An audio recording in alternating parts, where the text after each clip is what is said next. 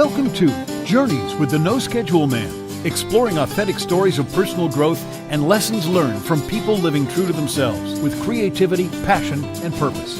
For all past episodes, subscribe at iTunes or visit noscheduleman.com. And please connect, share, and contribute with a comment, rating, or review. And now, here's your host, the No Schedule Man, Kevin Bulmer. I've been known to struggle with reality. Not that it is any real mystery. The question this week is, what do you think would happen in work and at home if you were to allow yourself to be exactly who you are, embrace who you are not, connect with the people for whom you're a fit, and then joyfully wish all others well as you let them go along on their own unique path, with or without you? What would happen? I know that sounds fundamentally simple, doesn't it? Well, it's not. If it were, you'd be doing it, and so would I, and we'd be better for it. But the good news is, today, I'm going to introduce you to somebody who is doing that better than just about anyone else I've ever seen. Welcome. I'm Kevin Bulmer. This is Journeys with the No Schedule Man, helping to create positive change by exploring and sharing authentic conversations on personal and professional growth. You can find all the past episodes of this podcast around the world on iTunes, Stitcher, YouTube, and at noschedulemanpodcast.com. If you're in the United States, you can find us on the US feed of iHeartRadio and Google Play Music. Now, if you like what you hear and you'd like to continue the conversation with me on a daily basis, I'd love that. I invite you to join me in my online coaching community. It's called the Turtle Tribe. Now, I recently asked a few of its members to describe what it is from their perspective. Here's what one of them said, quote, "The Turtle Tribe is a place of unrivaled empathetic support, encouragement, guidance, and mentorship to assist in achieving living life on your own terms from one of the very best motivational coaches of today, among a group of like-minded, inspirational people who are also on a journey to live life to the full." Now, if that sounds appealing to you, we'd love to have you as part of the group. Please visit theturtletribe.com. You'll learn everything you need to know once you're there. Now, as for the podcast, back to where we started. What if you just allowed yourself to be yourself? What if you communicated like an actual human being, free to engage and help those who vibe with your style, and equally happy to let the others go, to be helped by someone else for whom they may be better suited? What would happen if you did that? Well, how about this? Listen to today's guest, Matthew Kimberley, and then you tell me, because he's one of the rare people who I believe is doing just that. Matthew is the creator of Professional Persuasion. He's also the author of the self-help classic, How to Get a Grip. He trains sales teams and he helps very small, personality-led businesses get more customers. But more than any of that, when I first came across Matthew and his work, his voice, I felt like I'd finally found a breath of pure oxygen in a world full of carbon dioxide, just a lot of noise. More specifically, when I found Matthew, I felt like I'd found somebody in the sales, marketing, coaching, and speaking space who's actually real, an authentic voice shared by someone who's perfectly happy to be exactly who he is, happy to help if you'd like, but just as pleased to wish you well as you continue along your merry little way if you don't like him or would like to work with somebody else. He might be the best example of anybody that I've ever seen where if you go to his website, he so clearly describes who he is, how he can help, who he's here to serve, how you might know if that's you or not, and even who he's not the best fit for, and then wishes you to go along well that way. That sounds like a really simple thing, but in my experience, it's rare. It's a trap that catches even me. I say even me like I'm more immune or special than anyone else. I only would say that I'm aware of this trap, but continually find myself caught in it and trying to get away from this ickiness that attaches itself to you when you're trying to communicate yourself in business and just be human and real and to the point about it, rather than getting caught up in all this sales speak and marketing schlock. It still hangs all over me, but it's one of the things that I'm absolutely determined to continue to peel the layers away. And after talking with Matthew, I feel like I've gotten some more clarity on how to do that. And if you are one of the hundreds, thousands of small businesses that I've worked with, or you're like them, this is a challenge that's got you in its grips as well. Now, I've been a fan of Matthew's for a while. I'm even more so after having had the chance to have a conversation with him and learn more about him in his own words. Now, I loved everything about the genuineness of this conversation with Matthew, and I think you're going to as well. But here are just a few of the takeaways that really stood out to me immediately following our discussion. Number one, Matthew's thoughts on confidence versus enthusiasm. How they're not the same thing, but how you can use one of them to help deal with the idea or the fear of rejection. Now, guess which one actually does that, confidence or enthusiasm, and how to use it. You'll find out in this conversation. Number two, a phrase that Matthew used about 2/3 of the way through this discussion that as soon as he said it, I thought, I feel like I should have heard that before. I don't know that if I have, but I immediately knew what he was talking about. Idearrhea. He was talking about getting better at finishing things, working things to completion, having ideas, but being able to prioritize the ones that mattered most now and either let the others go or catalog them for another time. But just this sense of what he called idearrhea, I knew immediately what he was talking about. Hand raised in the air, guilty of not having all that great a control over that at this point yet. It's something that entrepreneurs and creative people will certainly relate to. Number three, the struggle with comparison and people's tendency toward downplaying their own progress or achievements due to comparing with others.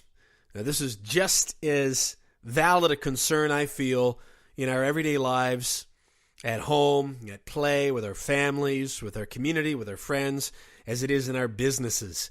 And we look at what the other person is doing, the old cliche about the grass being greener, and having the emotional maturity and the focus and the clarity to just run your own race and understand that the only person that you're really competing with is yourself from yesterday. But I love what Matthew said about the struggle with comparison, and you'll hear that in this conversation as well. I also really liked Matthew's framework of procrastinator, player, manager, master, which he touches on toward the end of this conversation. That framework alone will provide anyone in business with a good accountability exercise, or a framework that you could use as a bit of a temperature check on where you really are and what kind of help might benefit you most. It could be that you want to be reaching out to Matthew. You'll be in great hands if you do. Here he is. This is the conversation with Matthew Kimberley on Journeys with the No Schedule Man.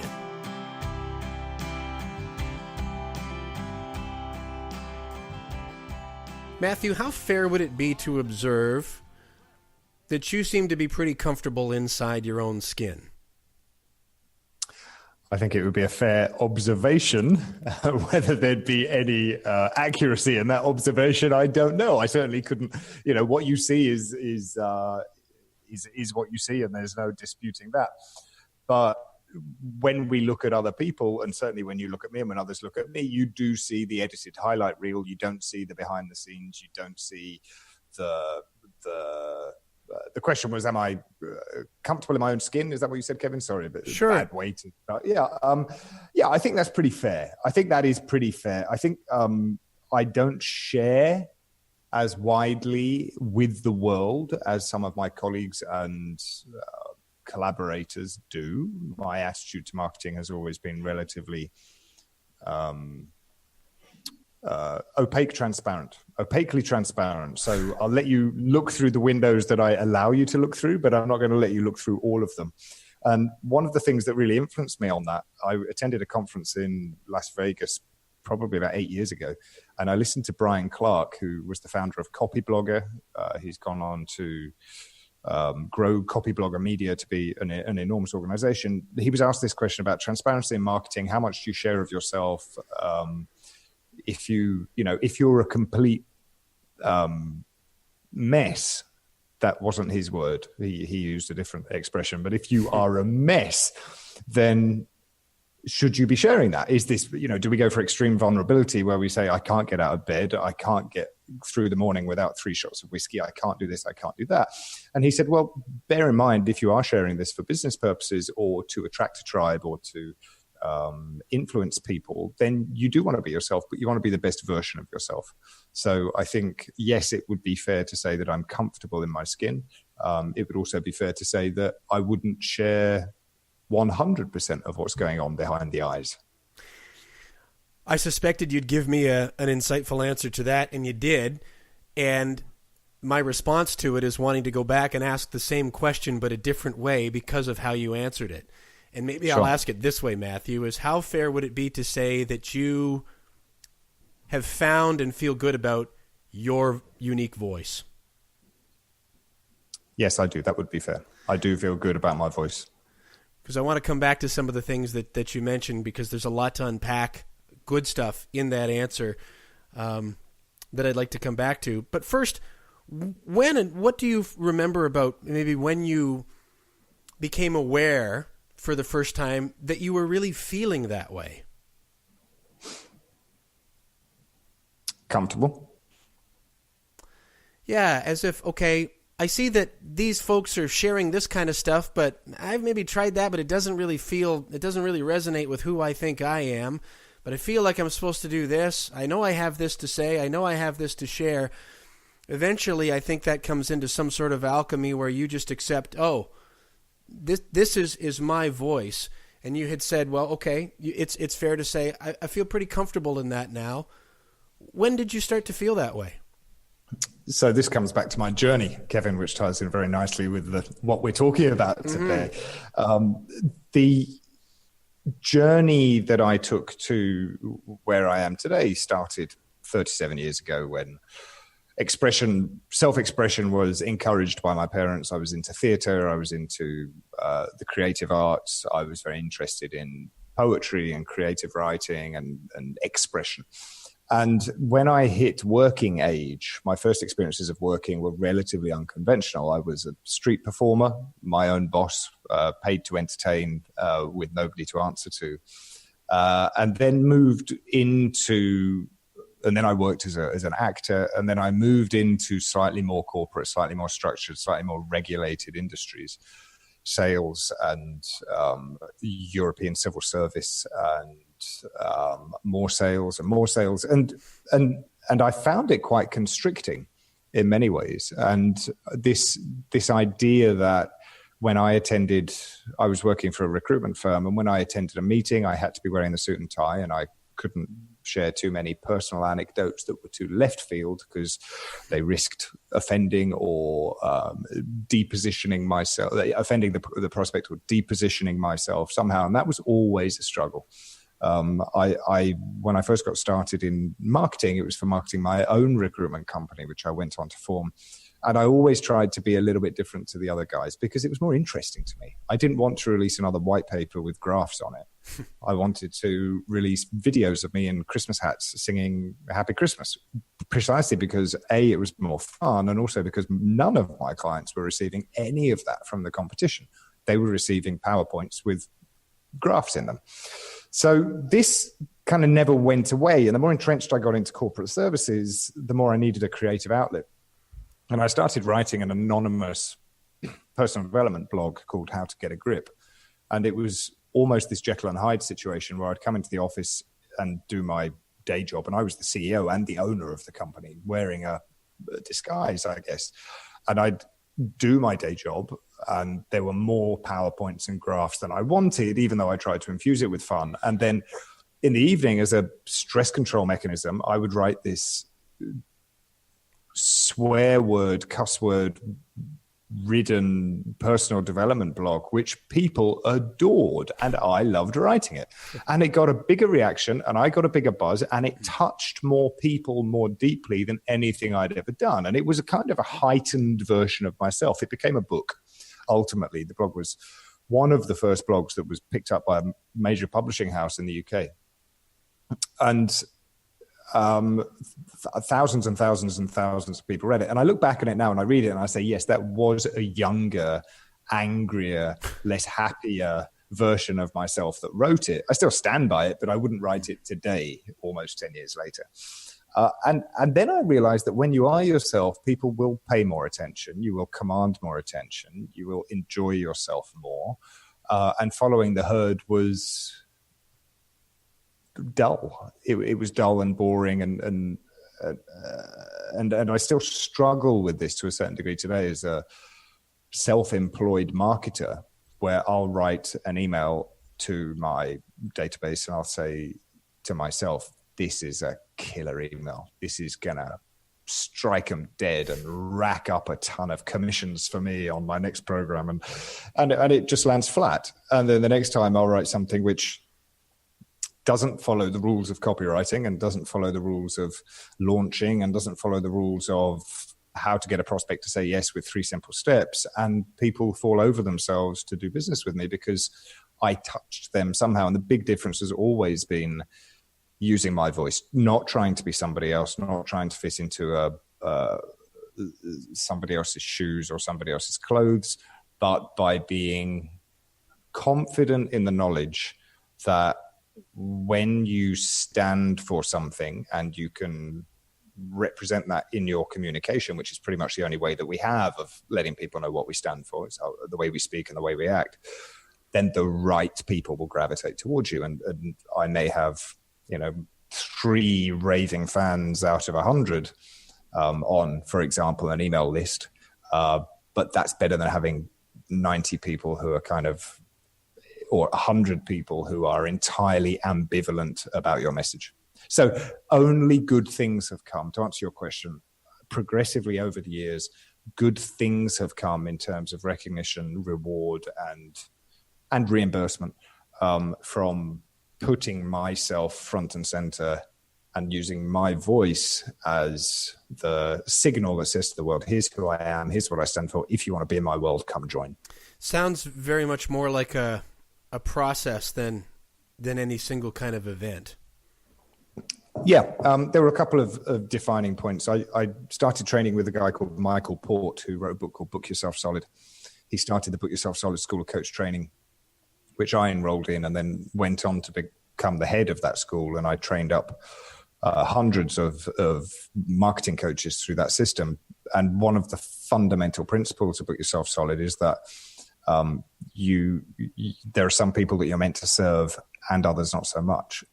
And that really stuck with me. And if you try to appeal to everybody, you'll end up appealing to nobody, and it will be painful. And you'll be this round peg trying to fit into holes that are square, that are oblong, that are triangular, and busting a gut really to serve people. Whereas if you focus on the hardcore and forget about everyone and just look for your hardcore, I think, was it Kevin Kelly called them 1,000 true fans? Yeah.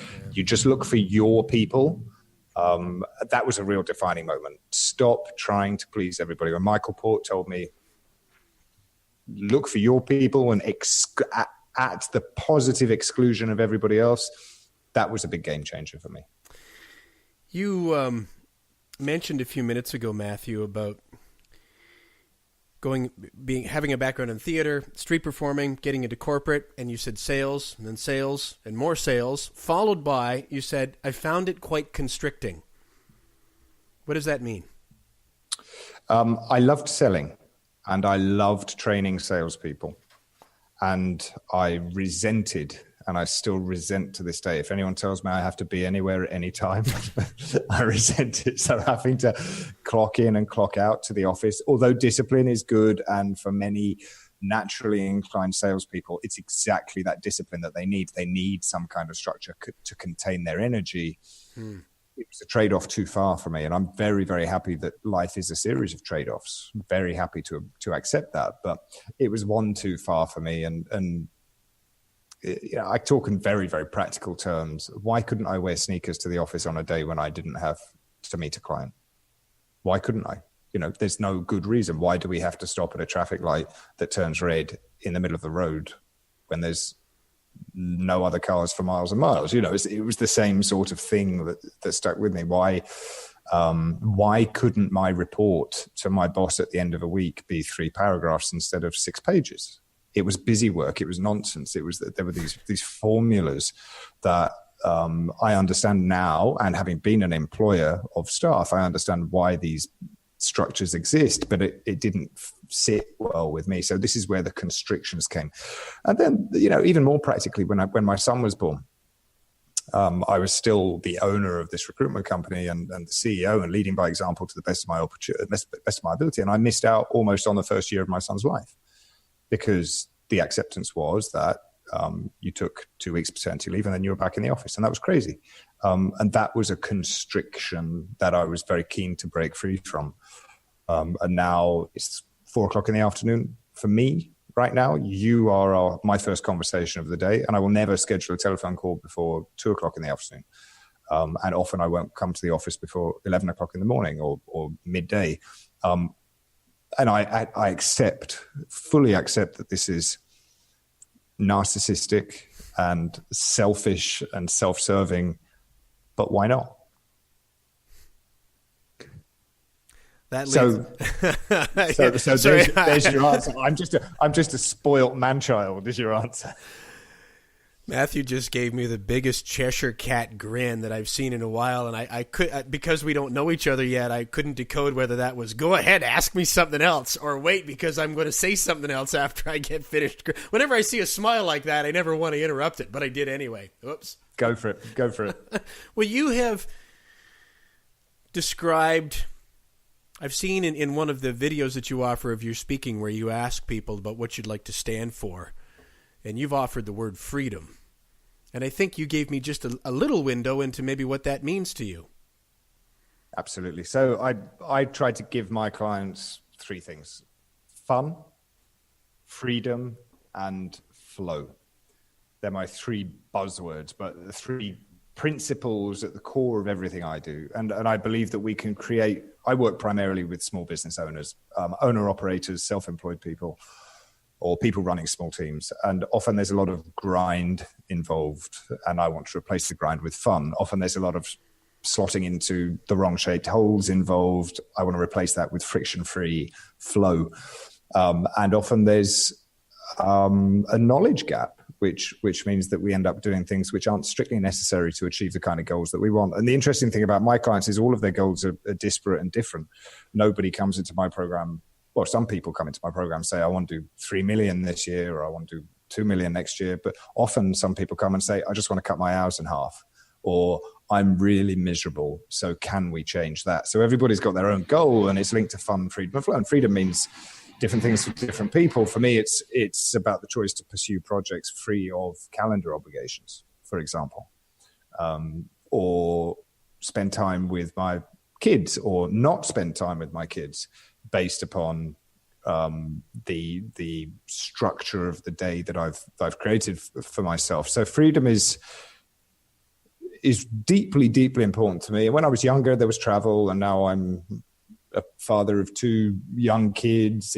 There's less travel and more, I guess you'd call it, quality time. And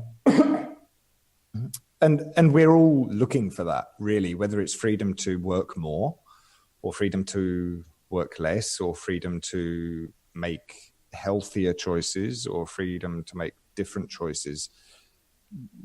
Financial freedom, emotional freedom. There's a version of freedom that I think we're all pursuing. And I think this freedom of choice is at the baseline for everybody. I want to be free to choose. Great. So what do we need to do in order to enable more choice in your life? Quick anecdote before I ask a simple question, if I may. You're talking to a guy, Matthew, who in one form or another over the last 20 years or so has found himself, to some degree against his will, in some measure of sales, and has learned marketing by just sort of being involved in it. As eventually we all do, but that's another road we'll go down some other day. Mm-hmm. I was initially trained for radio broadcasting, and I remember being in post-secondary school, and you have to touch on each subject. I knew I wanted to be the talking head, imagine that. But you have to learn production, you have to learn marketing, and there was a class in sales. And I remember being terrified about this. My idea of sales was this tragic Willy Loman-esque character wearing a trench coat and a fedora, trudging through the rain and knocking on somebody's door, trying to trick them into buying something that they didn't really want. That's what I thought when you said sales, or when someone would say sales. And yet, when I was going through school for broadcasting, the idea was really clear, and they were telling us then, if you want to make a decent living in this industry, you're going to have to be in the sales end of it. And I remember feeling terrified about that. But lo and behold, now I look back, and I've got 2 decades of sales experience. I've had to overcome a lot of emotional baggage that I've had about sales, which is why it's always interesting to me when I come across somebody who smiles like a Cheshire cat and says, I loved selling. Why? I enjoyed the game. I enjoyed the smiling again. I often say I'm the least ambitious salesperson you've ever met. I am motivated by money for sure. I love money, and specifically what it does for you in terms of freedom, because you have more choice. But I'm not ambitious. I'm kind of inherently lazy and frequently bored. And so sales for me is perfect because it offers outlandish rewards or outsized returns on what is a fun dialogue with people. So you get to have fun, and you can win a game at the end of it, or lose a game, but you did get to play the game, which is a beautiful thing. And many sales organizations, and I've worked in lots of them, turn it into a high pressure situation. And, I think expectations and target setting and hitting quota and getting in on budget and all the other terms that are used in the sales environment are important. But I think we lose sight of it's not that important. No matter what you're selling, it's not that important. People will buy what they need. People will buy food. People will buy medical services.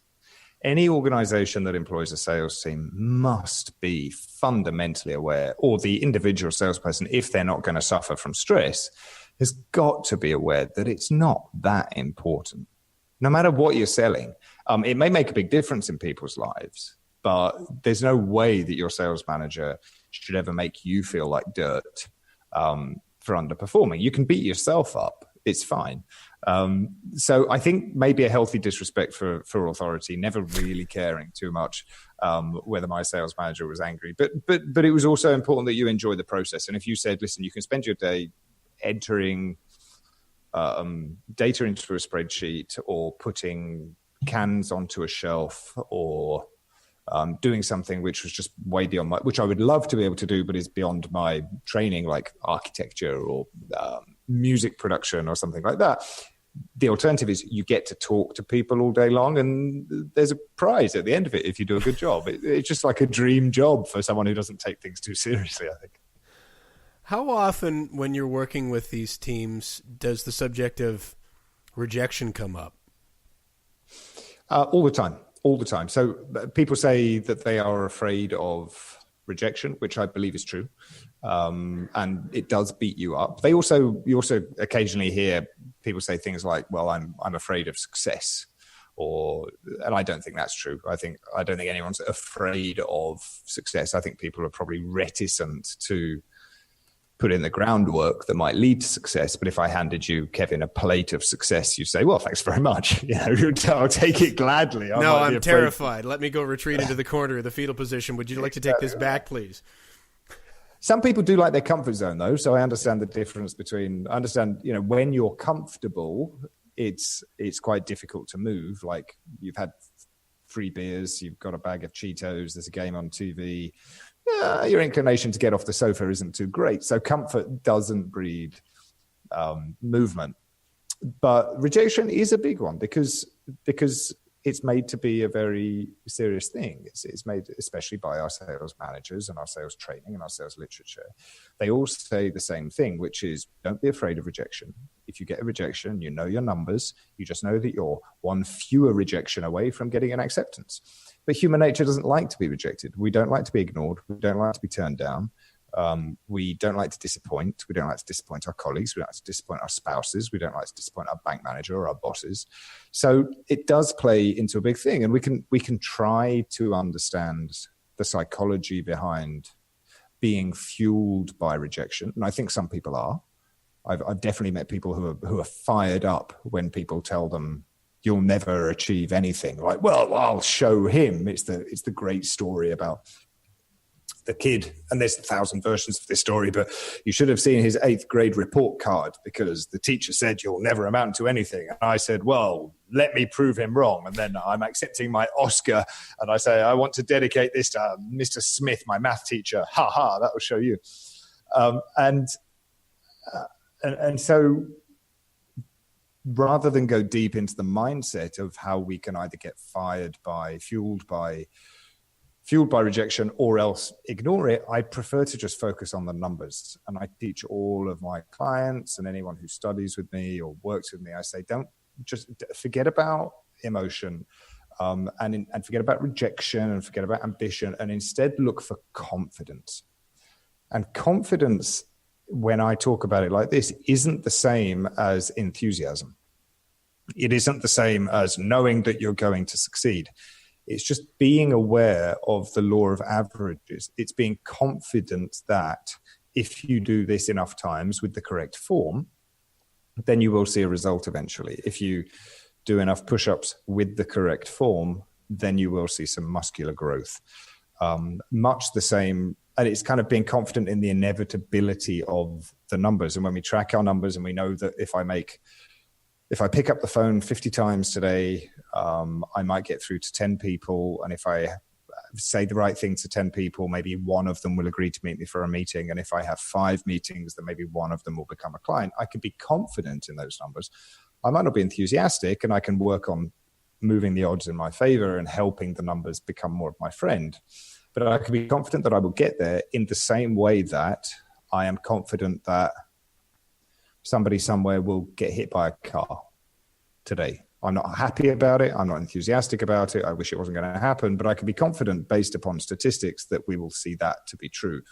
I'm also confident that somebody is making love right now. I'm more enthusiastic about that. I'm confident that somebody is having a fight with their spouse right now, because the numbers don't lie. So when you're a salesperson with patience, persistence, a bit of fun, you can start to rely on the numbers, and you don't need enthusiasm, and you don't need to be afraid of rejection, because you just go through the motions, and it's making the motions fun, which is the challenge. Anybody that could see you smiling when you're talking about the game that you enjoyed, I think would have a hard time worried about rejection. I'm almost getting the sense that I'm guessing completely, of course, Matthew, but that you almost welcomed it, like that you thought it was funny. Did you? I was never afraid of rejection. I seek it out today. I think that's grown with increased confidence in my ability to help people. Michael Port's training that there are some people you're meant to serve and not others, but I really... we have something called a red velvet rope policy in Book Yourself Solid World, which is you get to determine who's allowed to be your customer rather than the other way around. So you audition your clients rather than your clients auditioning you. So if you were to go and visit a client and they'll give you the regular spiel, you go to visit a prospect and they say, so tell us why we should work with you. Well, the amateur salesperson is going to get out their PowerPoint flip chart, and they're going to go through 66 pages of statistics, and they're going to use a lot of adjectives, and they're going to say things like superlative and superior and we care and we always put our customers first. And the customer says, oh, thank goodness you're the first person that's ever said that to me, because we were looking for somebody who puts us second. They come up with a load of meaningless nonsense, or they drown them in statistics. And instead, I prefer to flip that. And if a prospect says to me, so why should we work with you? I will always answer now, well, I don't know if you should. That's what we're here to find out. How much? And so you audition your clients rather than the other way around. So I proactively seek out rejection now, and I'll always be looking for reasons why I shouldn't work with somebody. And that also comes with confidence, because I know that over the last 20 years, I've made a living, and I'm confident I'll make a living next year. I have life insurance in case anything goes wrong, but I'm confident that I'll make a living next year as well. So I don't need your business. I only take it if I want it. So let me reject you. No one rejects me anymore. How much, Matthew, do you think what you're selling affects your confidence to sell it? Oh, massively, massively. And if you're selling, I quit the timeshare industry. Timeshare was my first exposure to hardcore psychological selling. It was borderline unethical in terms of the sales techniques that we used. We used to beat people up emotionally in the respect that a full-length sales presentation would take 6 hours, and they weren't prepped for that, and they weren't told that. And it would be intensive, and it would be one-to-one, and it would be pleasant. Nobody ran out kicking and screaming, but we knew what we were doing. And so that was borderline unethical. But the big reason why I left is because the product was terrible. I wouldn't sell it to my mother. I wouldn't sell it to a family member, so I shouldn't be selling it to anybody. Right? Obviously, your mother may not be in the market for a nuclear power reactor. And if you're a nuclear power reactor salesperson, then you're going to use a different yardstick. But that's critical. If you're selling something you don't believe in, it's not necessarily unethical. You may think that the company next door has a better brand of photocopier than yours, lump it. But you're not ripping anybody off by selling them a second-class photocopier instead of a first-class photocopier, or a budget version instead of a premium version, or a premium version instead of a budget version. That's not ripping someone off. But if you can't get behind it, it's going to be, you're doing it for the money. And we have a word in the English language, and probably in every other language, for people who work just for the money, right? We're not going to prostitute ourselves for a photocopier, or for a timeshare company, or for a recruitment services company. So there's always a trade-off to be made. And when it's purely for the cash, and I understand expediency and I understand necessity and nothing but love and respect for people who put their kids through college by working jobs they hate. I'm not getting at those people. I'm talking about people who do have the choice, who could put their sales skills to work in another company or in another industry and decide not to. That's a choice that you could change. Matthew, at what point did speaking start to become a part of your path? So I did a lot of theatre when I was younger, and one of my first jobs was an actor. And so I've always been very comfortable on the stage, and I never shied away from taking the platform. I did debating when I was in high school. That was always something that I enjoyed and that fired me up and motivated me. And then I took some time off from it and realized when I became a business owner that it was a great low-cost marketing strategy. I could attend a conference or a breakfast networking meeting and talk up my recruitment firm in a 15-minute lunch and learn, or in a seminar. I could wrangle to get invited to be one of the people on the stage instead of one of the people on the audience because I had something valuable, how to make sure you have a great resume, or how to give a great interview, or what to look for when hiring a salesperson, or anything. And then I ended up doing sales training with my staff as I hired them. And that became more like performance. And I loved only two things about my 3 or 4 short years as a business owner in a traditional business. And that was selling and training my salespeople. And that became more of a performance. I realized that it didn't matter whether the audience was 3 people or 300 people or 3,000 people, could still deliver something effective and useful. So I sought out opportunities as a marketing strategy. And I couldn't tell you whether there was a tipping point which saw me do it regularly, but I made friends. Anybody who wants to speak, I'll give them the same advice, which I've learned from other speakers, which is first you speak for free anywhere that will have you until you build up a rep as being someone who's not going to embarrass the meeting planner on stage. Once you do that, you get to the stage where people maybe pay your expenses because they've seen you come highly recommended. You say, well, I'd like to come. My calendar's kind of busy. And they'll say, well, look, we'll put you up in a hotel. We'll take you out for dinner. And you say, oh, okay, well, I'll come. And you get better at it and the audiences get bigger. And then you start to say, well, I'd love to come and my fee's going to be $1,500. And then you work your way up the ladder. But I do see a lot of people say, I want to speak. And there are 3 things that are well worth it. And there's, I've done a lot of work with Michael Port on his second business now, which is Heroic Public Speaking, which to me is the best place in the world to go to learn to be a better public speaker. And he's taught me a ton on that as well. But 3 things very, very important. What you say is important. Who says it is important. And how you say it is important. And the last one, how you say it, is far more important than anything else. If you want to get paid big bucks, it helps if you've been to the moon or climbed Everest or have, been elected to national office, sure. But you could have the most interesting story in the world and deliver it like a wet flannel or a dead fish, and nobody would invite you back. So I think investing in your ability to keep an audience entertained or engaged is a very, very valuable skill. Always go for style over substance. That's my motto. If you can make them laugh, they'll forgive any. If you can make them feel, then they will forgive any shortcomings in your material. My material is pretty good. I'm not denigrating my material, but certainly if you give me a choice, if you gave me a choice, say 15 minutes, do you want to impart 100 actionable tips, or do you want to impart one tip and make it memorable and let people fall in love with you? Then I'd always opt for that latter option. How did you come across Michael initially? I was when I started in timeshare, that was when I first started to understand that there was a whole body of literature and study around selling and the psychology of selling and influence and persuasion. And I got into self-development books and business development books in a big way. And Book Yourself Solid was a book that I picked up, which was Michael's first book. He has 6 now. And I got on his mailing list and studiously ignored everything he ever wrote me for 4, 5, 6 years. Until one day I'm sitting in my home in Brussels, utterly miserable, running a company that I hate, fractious relationship with my business partner, and thinking I should probably just jack it all in and become a sales trainer. I'm attending business networking meetings where the world's worst coaches are giving the world's worst presentations. And I'm thinking, I could do this.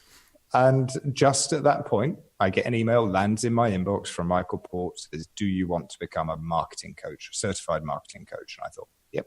So I called him and said, I'd like to enroll. He said, well, can you come to Pennsylvania to my house for 5 days? And I said, nope, I've got a baby boy and I'm in the process of selling my company. He said, okay. I said, would you do it on the phone? And he said, nah, not worth my time. I'm not going to train you up in Belgium. He said, I tell you what, he got back to me a day or two later. He said, you've given me food for thought. If I can get another 5 or 6 international people who want to do a phone-based certification program or training program, then we have a deal. So then 48 hours later, Michael gets back to me. He says, Matthew, we've got 10 people enrolled in the first international coach certification program. And I was thrilled. So I signed up and I became a model student, sucked up really badly to Michael, left a virtual apple on his desk at the end of every session, and volunteered to work for free for him until he got to the point where I think he felt guilty. And he said, well, maybe I should pay you for the work you're doing with me and my clients. And then we became partners, and I ended up running one side of the business for him. How much of the stuff that you described a few minutes ago, speaking on how to have a better resume and those kinds of things, how much of that were you doing around that time or prior to that time? Yeah, a fair bit. And I also had my blog, my personal blog going, howtogetagrip.com was taking off, and the publishing deal was being written. And as a result of the interest that I'd had in the blog, I realized that there was this whole subculture of online marketers and people selling stuff online, and all of these worlds were colliding at the same time. So I was speaking to promote my business. I was writing articles to promote my business. I was simultaneously writing for personal development purposes, which then turned into a book deal. And then one day I had 500,000 visitors to my website, and I've never, ever had a day or probably even a year like that since. But there was, one story went viral, and I understood that. And then a publisher reached out to me, and then there was a conference happening in Las Vegas called Blog World, where I heard Brian Clark speak for the first time. And I went to Blog World, and there were all these people making living from marketing online, which was speaking and writing and creating content. And it was a conference, and they could be on stage. And I said, I want to be on stage. And I went to an event in the UK run by a guy called Dan Bradbury. When I decided I was going to be a coach, guy called Dan Bradbury in the UK was running, I think it was called Business School for Coaches. And I took a friend of mine from Belgium. We jumped on a plane and we went to the UK. We spent a weekend there, and it was a pitch fest. Dan's a great marketer, and we watched a dozen great marketers all try to sell us stuff. And we somehow resisted buying anything, but we both looked at each other and said, we're going to be up on that stage soon. Don't belong in the audience. We're going to be up on that stage soon. And both of us are. So, and we got to the stage where we just said, that's where I want to be. I want to be speaking. And I actually forgot your question, but that was the that was the journey. Everything happened at the same time, serendipitously, I think. I think there were opportunities that I was happy to say yes to. Do you want to write it was a friend of mine. I was so beat up. I was like, I'm so frustrated. They said, why don't you write it down? Why don't you keep a journal? I was like, okay, I'll keep a journal. That's pretty good. Maybe I should put it online. And then responding to readers, and then responding to outreach from publishers. And then, hey, you seem to be doing really well with your blog. Do you want to come to Blog World? And I said, yes. And I kept saying yes and kept saying yes and kept saying yes.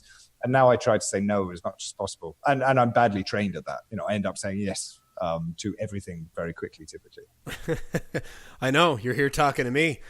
Right. And what was that? But how did that happen? Because you asked, right? Yeah. What possible reason would I have to say no to coming on your show?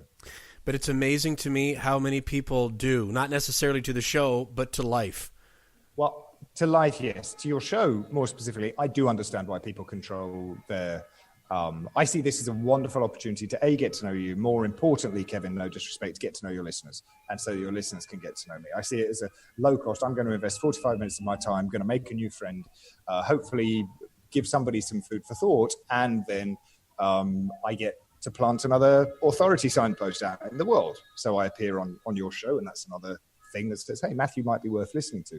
And understand why people control that, and understand why people prioritize other forms of marketing and self-promotion. I totally understand that. But my general rule is to say yes to everything. I've never said this before, so I'll probably be inundated with requests now and have to change it tomorrow. But there was one gentleman who reached out. It was the first time you ever asked me, Kevin? Yes. Okay, so it wasn't you. So it was one gentleman reached out to me several months ago, and I said yes immediately. And I said, Dorothy, who was my assistant at the time, I said, can you find a time when we can speak, please? And she said, yes, sure. And she got back to me, and she said, so I just Googled him to find out where he was in the world so we could get the time zones tallied. She said, and you might like to reconsider, because it looks like he's a convicted child sex offender who's now been reborn into a new personality. I said, okay, thank you very much. So I now say yes more hesitantly. So there's always a quick Google. I always check out, look the guy in the eyes. And I was absolutely fascinated. I went and looked him up on LinkedIn, and he was, the worst of the worst, one of these religious types who's kind of a pastor and abuses of his power to do these things. And I was curious because I found a news article that referenced him, and I looked at what he said he was doing in LinkedIn. And he said he was a landscape gardener during the time that he was in a Texas penitentiary. And presumably that means he was standing on the side of the road breaking rocks with a hammer as part of a chain gang. Anyway, so no, sorry, that was a real aside. But yes, so people should say yes more frequently. Well, and the word that keeps coming to my mind while I'm listening to you talk and watching you smile is curiosity. It sounds as if your journey has led from one thing to the next, and you've just got this genuine curiosity that pulls you forward, but that won't do anything for you if you don't act on it. And it seems like you're always willing to try the next thing and see what you uncover. And if you like it, maybe take a few steps more. And if you don't, well, then that plays back into the rejection thing. All right, this one wasn't for me, but maybe this one is. This is true. And one of the things that I'm trying to be better at, as I said earlier, is one, saying no. So filtering a little bit opportunities and getting better at finishing things. So I've been very, very good at starting things. But I know I'm not the only person with this problem. And the people I work with, entrepreneurial types, they suffer from entrepreneurial idea-ria. They will sit down, they'll come up with 20 ideas for a new business, a new project, a new marketing initiative, and it'll be brilliant. And then the next day they'll have 20 more. And the day after that, they'll have 20 more. And I think it's my target this year, my projects, my goals for this year, all involve finishing things rather than starting new things. What's that like for you? Somebody who is so inherently curious and willing to say yes and try something. What is that idea flow like in between your ears?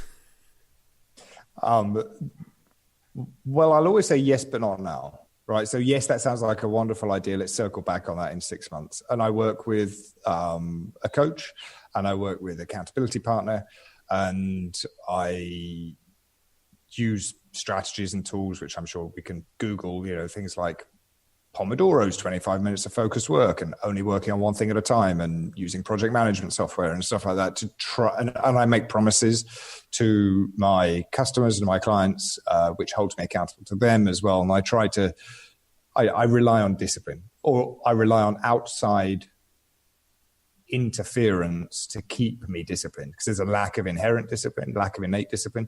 So if I rely on all of those existing structures, which I and everybody else has available to them, then things are more likely to get done.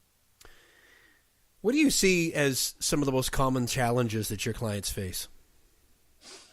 Confidence is a big one. I see that my people I work with are generally at one of four levels. They're the bottom level are the procrastinators. These are people who are dabbling or talking or planning or researching, or I'll quit my day job just as soon as I've done this thing, and as soon as my website is up, I'll promote this program, or as soon as this, as soon as that. These are the procrastinators, full of good intentions, but they haven't quite developed the cojones to jump to the next level, which is to play, to jump into the pool. They're dipping their toe in the pool, but they haven't plunged in. So the next level are the players. These are the people who started, and they're enthusiastic and they're broke typically. They're motivated and excited. They're running their own business and they are playing the game. They're learning the rules and they're applying all the rules to their system. And time is scarce for them. They don't have much time. They're always busy. They're very enthusiastic. They're very motivated.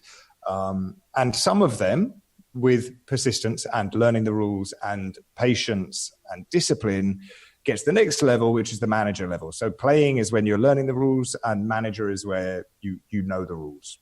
You're working the rules of the game. And these people have a symbiotic relationship with money. They are, that money excites them. They are dependent upon money, and money is still dependent upon them for their business to be self-sustainable. So they can't take their eyes off it. Maybe they're trapped. Time is very valuable to them. Freedom is possible in chunks, but they're really operating within these rules of the game. They've learned the rules, they've applied them, they're almost trapped within them. But they might be making a very healthy income, but there's no freedom in that situation. There is some freedom, but there's no flow.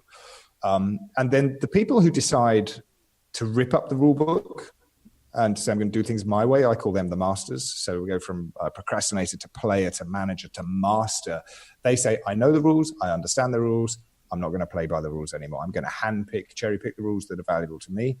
And they have a different set of challenges. They have time and they get motivated by projects and opportunities. And they tend to control money rather than money controlling them. They see money more as a resource for mining than a scarce, resource that's always out there to be flowing into their business, rather than a resource that has to be hard fought and hard won every time. Most of the people I work with are in the player manager area. So they're in the middle. I tend not anymore to work with people who are just getting started. Most of my clients have a baseline income that supports them and supports their family. And perhaps they feel they've either hit a ceiling or they're trapped in a job and they want to turn this job into a business. They struggle with comparison. So they're permanently looking around them and saying, I want to be doing what that person is doing, or I'm not doing well enough. And, by anybody's yardstick, they're doing great. I had a client say to me the other day, I've been doing this for 5 years. I'm only doing 300 grand a year and this and that and the other. And I said, whoa, hang on. How many employees do you have? None. Do you get every weekend off? Yes. Isn't 300 grand a year the American dream? Isn't that a fantastic result? He's like, yeah, but all of my friends and all of my colleagues and this guy who's more stupid than me is making twice as much as me and has 3 staff. So there's always this idea of permanently dissatisfied. And I like to challenge that satisfaction level. I also think people can do, if you're doing 300K in your business on your own, of course you can do 600. You may not be able to do it on your own, but if you have the capacity to generate that kind of cash, you have the capacity to generate an extra 1, 2, 3, 5 without, I would bet on you being able to do that. So I pick the horses or the clients that I think are winners, and I get behind them, and I give them my resources. And some of them need strategic. Some of them want to just cut the learning curve. They're like, I know that you've done this before, and I know that you know someone who's done this before. What would you do in my situation? And it saves them trial and error. Saves them time in trial and error. What else, Matthew, is maybe out there down the road? You've mentioned that your kids are young, and you're getting a lot better at coming up with the ideas or recognizing the curiosity, but staying focused on, okay, we're here right now and we're going to work this to completion. But what sorts of things come to mind if I ask you what you're curious about maybe exploring at some point down the road?